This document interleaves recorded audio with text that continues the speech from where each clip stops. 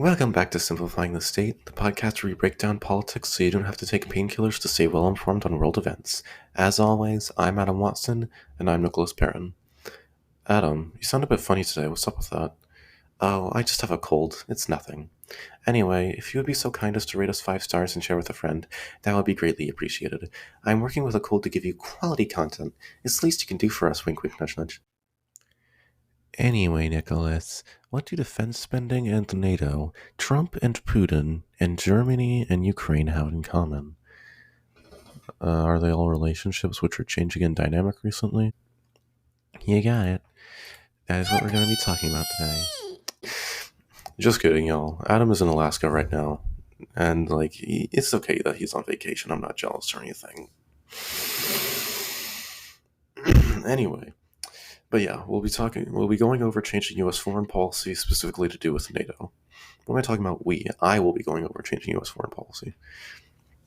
So, NATO is a military alliance developed in the early Cold War to prevent Soviet aggression in Europe, and nowadays it's kind of does the same thing, but it's no longer the Soviet Union, it's Russia. But, it was also used to invade Iraq after 9/11 and Afghanistan. But yeah. The reason we're talking about it today is because recently there was a summit, a NATO summit in The Hague, to talk about increased defense spending, which you might have heard by now that Trump for a while has been talking about how NATO defense spending needs to be increased from 2% to 5%, which is pretty absurd considering the closest country to getting 5% right now is Poland with 4.1%.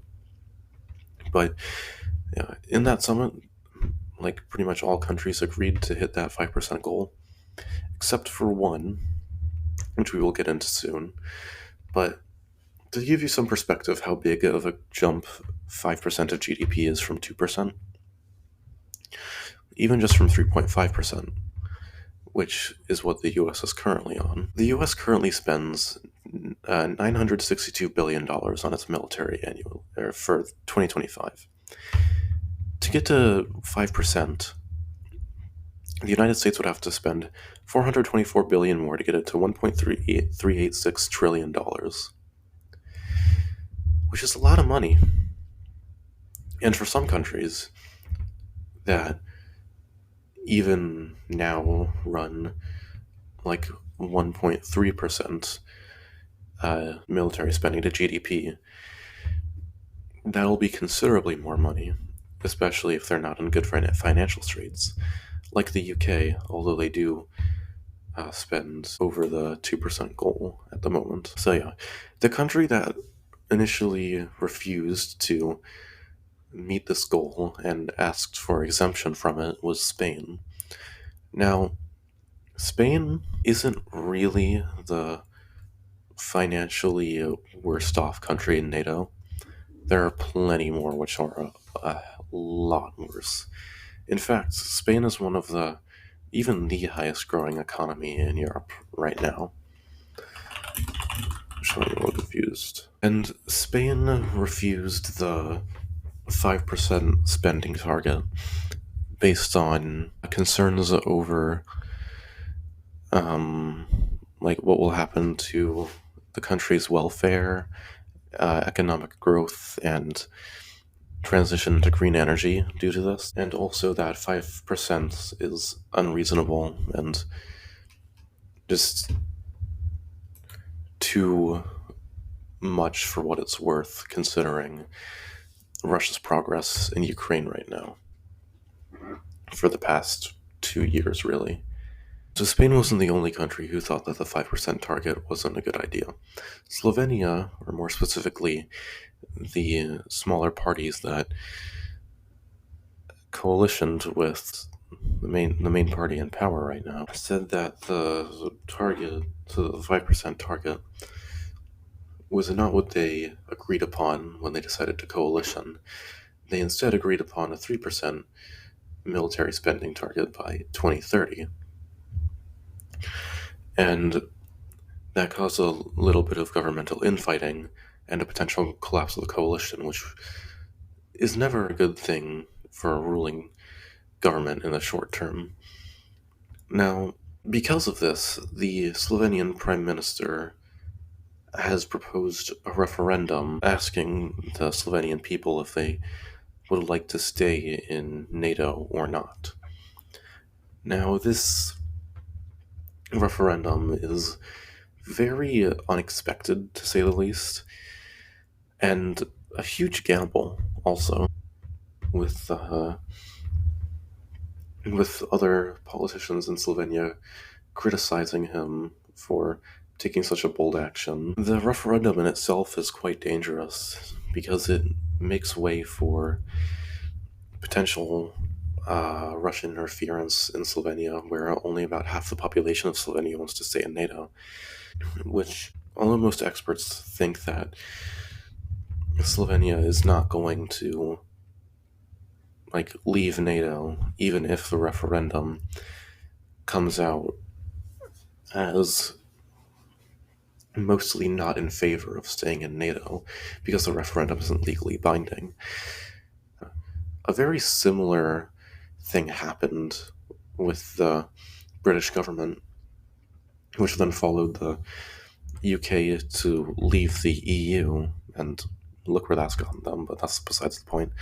So this referendum is pretty dangerous overall, and if it does lead to Slovenia's exiting of NATO, it could spell bad news for the rest of the NATO countries reaching the 5% target, or even leaving NATO entirely, which is very unlikely, but anything's possible. But anyway, on the topic of containing Russia, recently Trump has kind of soured with Putin and taken more of a liking to Ukraine in recent days because of large drone strikes on Ukraine, causing thousands of casualties once again, and one of the largest drone and missile strikes since the war started.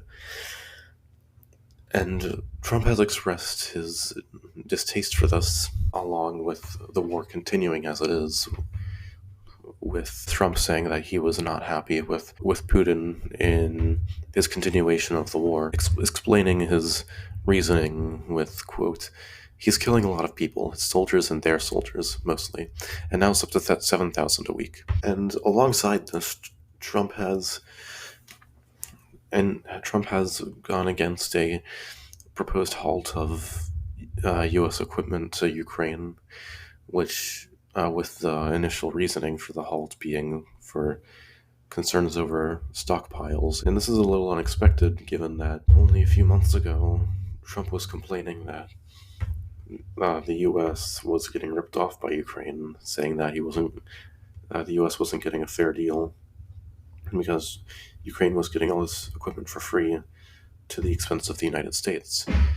So to help with the situation, the United States was able to push Ukraine into signing a deal that allowed U.S. companies to mine rare earth metals in Ukraine, and that did appease Trump for a couple months, but he was still unhappy with sending weapons to Ukraine for free, and so he is now proposing a